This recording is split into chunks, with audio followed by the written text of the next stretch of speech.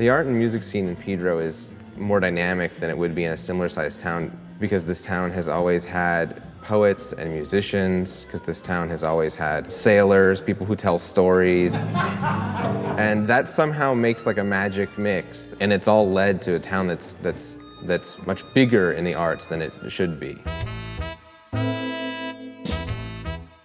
It seems like there's a lot more artists in general in this area, and it's nice to have that kind of community where you can kind of bump into other artists in the coffee house in their paint-dripped clothes, and you see them pouring over their coffee and, you know, kind of intense in thought, and it looks like they're having a day of it, but they're lost in their work.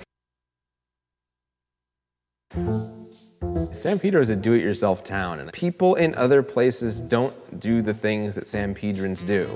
To be an artist, like in Pedro, is more difficult because you're far away from galleries, you're far away from the scene, you're far away from the schools, you're far away from hip neighborhoods and the places where artists network. And when you say I want to be an artist in Pedro, you're saying two things. I'm going to work harder than I would have to if I was anywhere else. And two, I don't care what the LA art scene thinks of my work.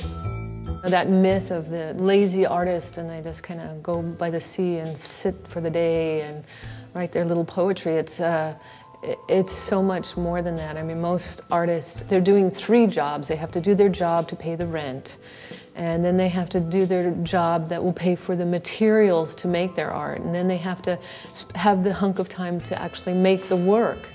Annie Appel is Annie Appel, and she's not anybody else. It's definitely intimidating to be around her in a sense because of her work, because her work is so laser sharp into who the people she's photographing are. I've always felt that her use of scale is always an attempt to let the viewer know that this is really, really important, and it's big.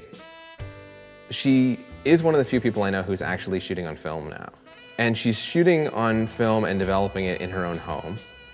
There's an aspect of craft to that, and that's as much of a part of her process of taking a photograph as any other part. I saw on television an episode of The Brady Bunch where the kids were working in the darkroom, and I had to do it.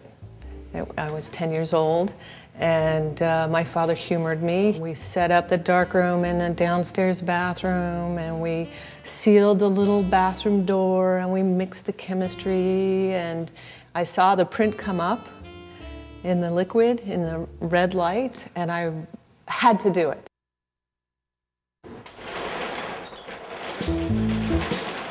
For the last 10 years, I took on a project to photograph a family I'd met quite by chance in Mexico, and decided to commit myself to a 10-year essay on this one family in Mexico, shooting black and white and color. And so I have recently completed the 10 years of shooting and writing journals, and I'm in the editing phase of pulling together from over 40,000 images and from over 500 pages of typed transcribed journals, a book of the journey we